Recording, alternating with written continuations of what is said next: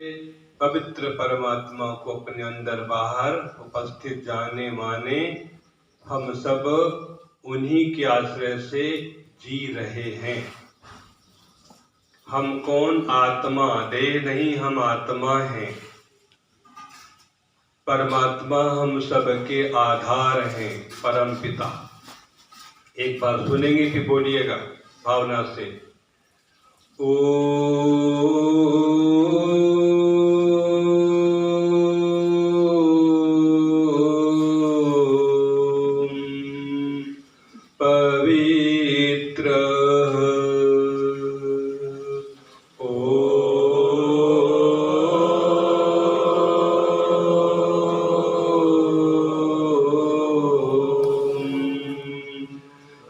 पवित्र एक बार उपांशु बोलेंगे, बिना ध्वनि के बोलेंगे पर ध्वनि सुनाई नहीं पड़ेगी।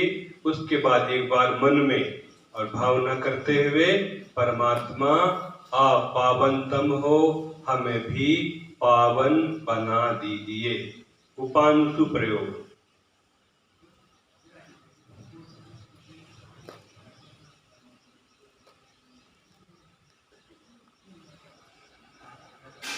खूब लंबा गहरा श्वास भरें और गहरा निकालें। मन में भावना पूर्वक हम परमात्मा में डूबे हुए हैं और उनके पवित्र गुण से उनकी स्तुति कर रहे हैं। ओम पवित्र।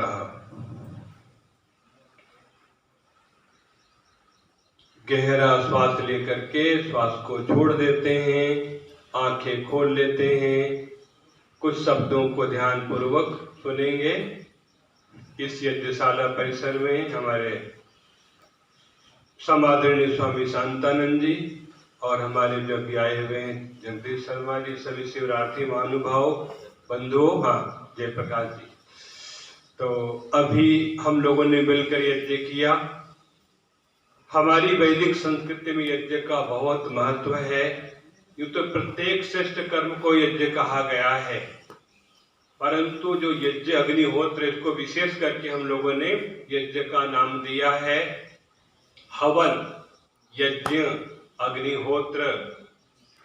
सतपथकार की एक श्रुति है, वाक्य है, नौर हवा ऐसा यद अग्निहोत्रम। ये एक नौका के समान है। जैसे नौका से नदी को तैरते हैं, ऐसे अग्निहोत्र के माध्यम से हम दुख सागर को भी बहुत सीमा तक तैर जाते हैं। ये केवल मात्र आहुति डालना कितनी क्रिया नहीं है। इस यज्ञ में जीवन को सफल बनाने के सूत्र छिपे हुए हैं। ये यज्ञ के माध्यम से हम परमात्मा के कर्तृत्व को जानते हैं। क्या बोला मैंने? यज्ञ हमें परमात्मा कैसे कार्य करते हैं उसको समझने का प्रकार है। ऋषि मुनियों ने कहा एक प्रकार जैसे सृष्टि भगवान ने कैसे बनाई, पूरा वर्णन, वो सारी विद्याएं छिपी हुई है। चाहे वेदी निर्माण हो, प्रत्येक क्रिया में सृष्टि विज्ञान छिपा हुआ है, उसको हम लोग नहीं जानते हैं। तो वेद में आता है, इसको छोटा मत समझो, आयु यज्ञ न कल्पता। क्या कहा? आयु को बढ़ाना चाहते हो यज्ञ करो, आयु जीवन काल। और सतपथकार बोलते हैं 100 साल तो सामान्य जीवन है, शतायुषा पुरुषा, जो 100 साल न जी सके वो क्या जीवन है। देखो कोई घटना लगा दे, दुर्घटना हो गई, ऐसा हो गया, सामान्यतः व्यक्ति को 100 साल जीना चाहिए, ये उसका अधिकार है। तो उसके लिए कहा आयु यज्ञ कल्पताम, ठीक समय पर ठीक विधि से उत्तम द्रव्यों को लेकर के सबका चयन करके यज्ञ करना, ये आयु को बढ़ाने वाला है। क्योंकि प्राण को बढ़ाने वाला प्राणी आयु है। आयु वायु पे अंतर थोड़ा है, आयु वायु की बात है ना। जो वायु वही आयु है, जिसने जितना अधिक वायु का सेवन किया उसकी आयु बढ़ने वाली है, जितना वायु को बिगाड़ा जल्दी मरने वाला है। तो वेद की ऋचा है आयु यज्ञेन कल्पताम। हे संसार के लोगों, तुम आयु बढ़ाना चाहते हो तो यज्ञ को समझो, यज्ञ क्रिया को समझो। इसी के साथ दूसरा वाक्य भी है, प्राणो यज्ञेन कल्पताम, आयु का आधार क्या है? प्राण है। यदि आपका प्राण ठीक है तो आप लंबा जीने वाले हैं। और प्राण के भी 5 और 5 10 भाग बन जाते हैं। सुना होगा ना आपने, प्राण, अपान, समान, उदान और व्यान। और शब्दों में नाग, कूर्म, कृकल, देवदत्त, धनंजय। ये जो आयु हमारे जीवन का ना, यौवन काल, ये विशेष करके बड़ा इसके लिए समर्थ होता है। जैसे सूर्य है, सूर्य प्राण का आधार है, इसी प्रकार यज्ञ भी प्राण का आधार है। यज्ञ करने वाले प्राय करके लंबा जीते, ऐसा देखा गया है। तो धुआंधार नहीं। अब तो देखो अंगारे बना के गूगल डाल देते हैं, वो धुआं अच्छा है। पर वैसे जो बिना जली सामग्री है, लकड़ी है, समिधा, वो जब धुआं करती है ना, तो जाकर के गले में कठिनाई पैदा करती है, बोलने में, आंखों में जलन होती है। और दूसरे ऋषि बोलते हैं यज्ञ वही महिमा, यज्ञ महिमा है। क्या है? महान बनाने का साधन है। महपूजायाम, है ना, ओम भू, ओम भुवा, ओम स्वः, ओम महा। महान बनने का साधन है, यज्ञ है। पूजनीय बनना। तो ऋषि मुनियों ने वेदों के आधार पर बहुत प्रकार की यज्ञों का विस्तार किया है। ये तो हमारा छोटा कर्म अग्निहोत्र है, ये दैनिक नित्य कर्म है। और ऐसे 21 प्रकार के बहुत बड़े बड़े यज्ञ सफल बनाने के लिए उन सब के आधार में पहले दर्श होता है, पौर्णमास होता है, फिर करते कर अंतिम माना अश्वमेध। अग्निहोत्र से लेकर के अश्वमेध पर्यंत लगभग 22 प्रकार की यागों की प्रकृतियां हैं। कहीं सोम याग है, बहुत प्रकार के याग होते हैं। सबका उद्देश्य है सृष्टि और शरीर में संतुलन बनाना। जो पिंड है, जो ब्रह्मांड, दोनों एक ही रचनाकार की रचना है। ठीक है, जिसने शरीर को बनाया है उसने ब्रह्मांड को बनाया है। जो शरीर में है वो ब्रह्मांड में है, जो ब्रह्मांड में या शरीर में है। कैसे समझाते हैं? जो देवलोक में सूर्य है, यहाँ चक्षु बन के बैठा हुआ है। सूर्य रास्ता दिखाने वाला है, ये भी रास्ता दिखाने वाला है। जो अंतरिक्ष में चंद्रमा है, यहाँ मन के बैठा हुआ है। मंत्र आते हैं ना, चंद्रमा मनुष्यो जाता चक्षो सूर्यो, ये सब विद्याएं बताई गई हैं। जो बाहर पवन है, यहाँ वायु बन के बैठा हुआ है।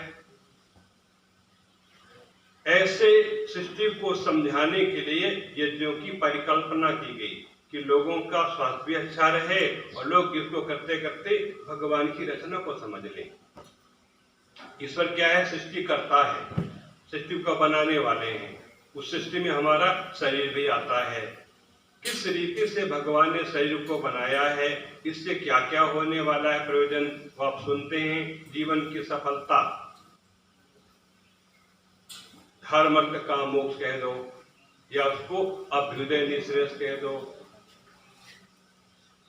इन फलों को सिद्ध करने के लिए हमारा शरीर और संसार है। तो भगवान का जो हमारा शरीर है, ये बहुत बड़ा वैज्ञानिक एक प्रकार का मॉड्यूल है, डिवाइस है। बहुत बढ़िया, इतना उत्तम है। इससे ठीक काम लें तो जितने बाहर की बसिंद्रियां हैं ना, वो सब फेल इसके सामने। कैसे मन आपको पैरामीटर देता है। आप बोलेंगे ऐसा मौसम होगा, ऐसा ही होगा। आप चाहेंगे ज्यादा निकामे पर्जन्य, जो भी हमारी भावना होती है। 2 दिन पहले 2 महीने से लगातार वर्षा हो रही, खूब यज्ञ किए, बहुत यज्ञ किए। जहां जहां गए ना, लगभग में तेलंगाना, महाराष्ट्र, गुजरात, पंजाब, हरियाणा, हर जगह, सब जगह यज्ञ 2-3 बार होते हैं, वर्षा आती है। जैसे कि झाड़ू पोछा लगाते हैं ना, ये यही काम करता है। सुगंधी पर जाकर के गंदगी को इकट्ठा करती है और फिर पानी पर उसको शुद्धि कर देता है। यानी यज्ञ के द्वारा पंचभूतों की शुद्धि होती है, ऐसा अनेक लोग बोलते हैं। और पीछे मैं 18-20 प्रांतों में गया हूँ, जहां जहां 2-3 बार यज्ञ हो गया, वैसी शुद्धि होती है, वातावरण के अंदर बड़ा अंतर आ जाता है। तो ये कोई भी करके देखे, विद्या है। जब मंत्र का प्रमाण है, निकामे निकामे ना पर्जन्य, हम जब जब चाहें तब तब मेघ बरसे। ये विज्ञान है।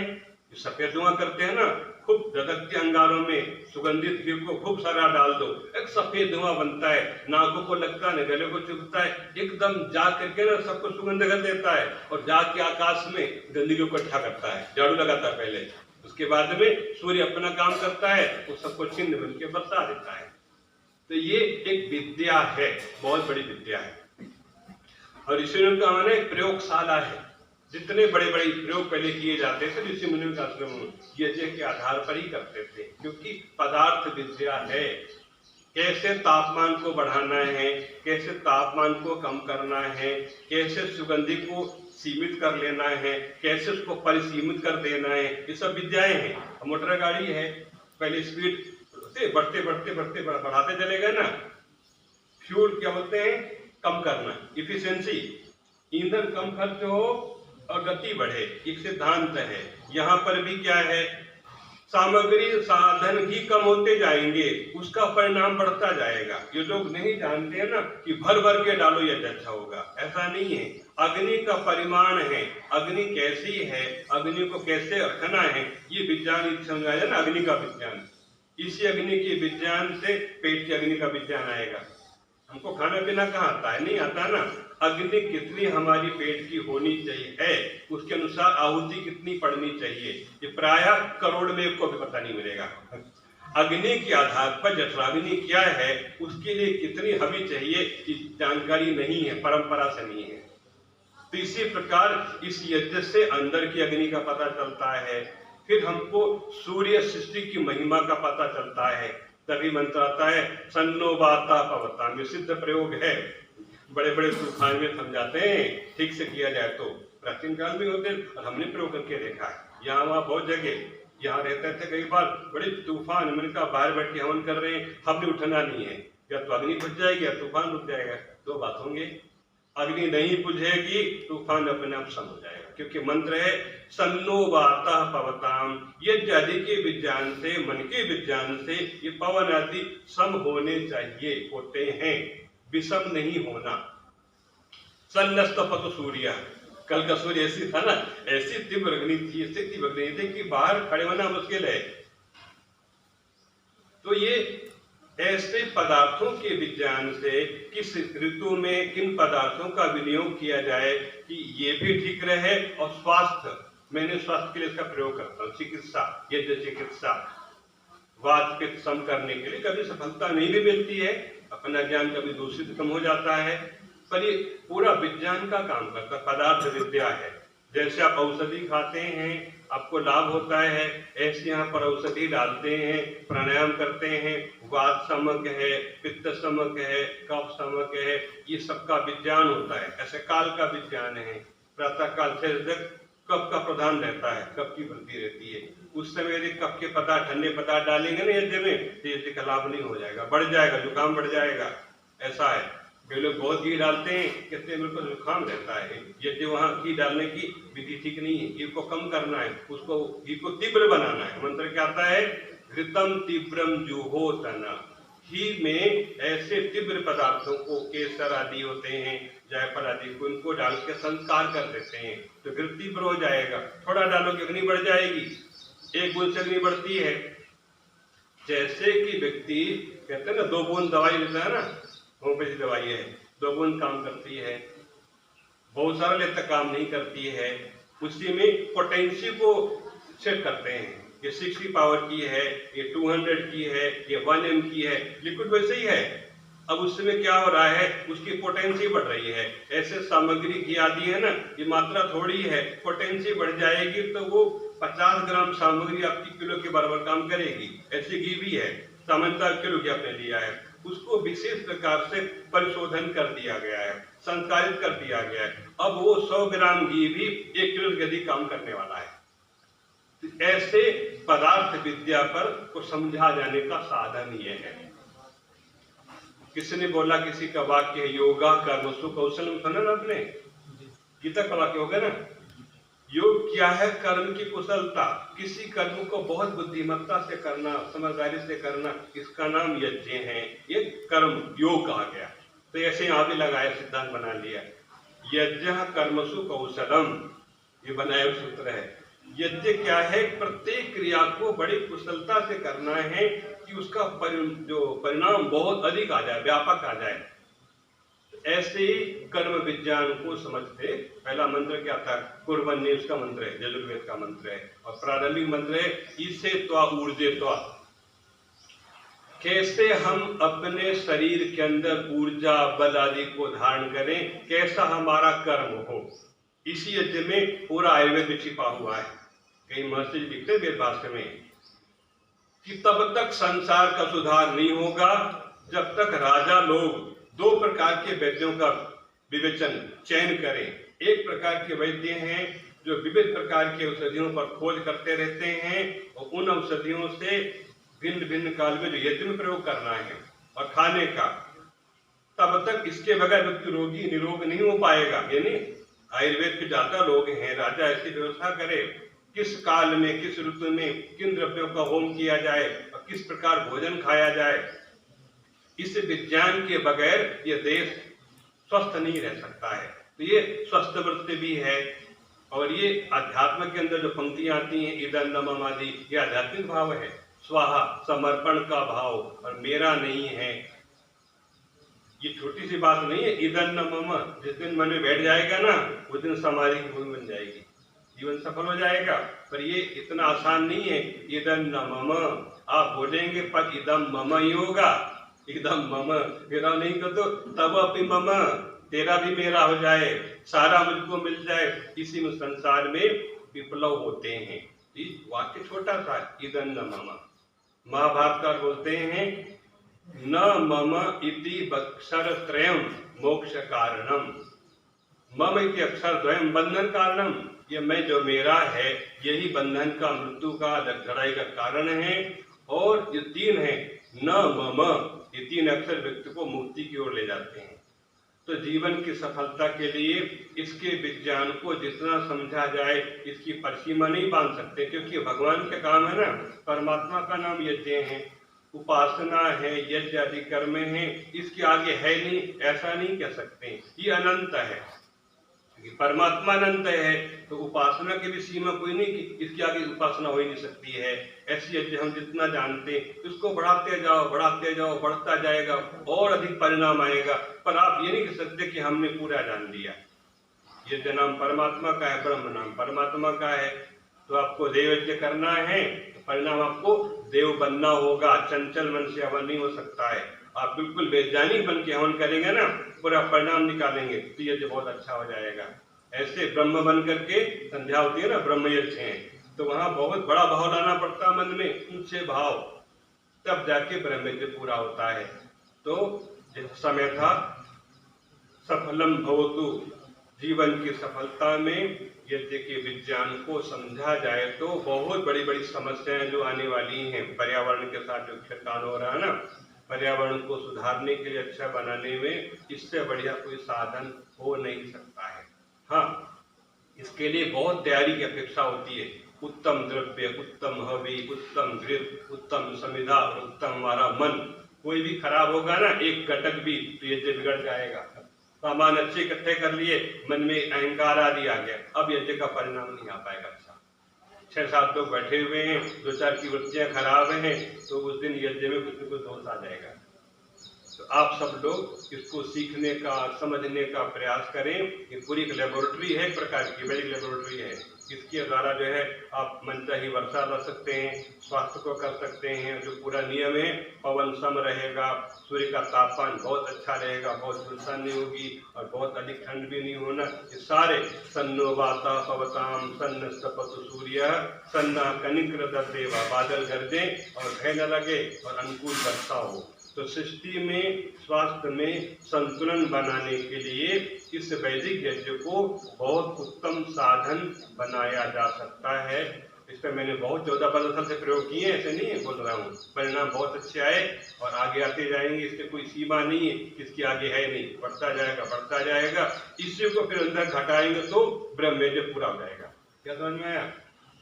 इधर नवम आ जाएगा अंदर तो ब्रह्म यज्ञ पूरा हो जाएगा। इधर स्वाहा का भाव, त्याग भाव आ जाएगा ना, तो जब त्याग भाव, उसी में जीवन की सफलता है। और यहाँ जितने उत्तम द्रव्य डालेंगे उतना यहाँ पर क्या आएगा कि मैं भी इस शरीर में उत्तम द्रव्यों का सेवन करूं। कूड़ा कचरा नहीं खाना, अपने आप यज्ञ करने वाले का आहार बिल्कुल बदल जाएगा, बिल्कुल यज्ञ में आहार बनेगा, उसका परिणाम आयु का बढ़ना है। कूड़ा कचरा लोग खाते रहते हैं, फिर बीमारी होती रहती है। वही खाना जो यज्ञ में डालना है, ऐसा मुख्य माना गया है। यज्ञ शेष खाना, उससे बड़ी दिव्यता आती है। तो आप लोगों को सफलता मिले, जीवन सफल हो, उसमें यज्ञ उपासना तीनों साधन है। ध्यान कर उपासना ये मिलकर काम करते हैं। ओम शांति। नमस्ते।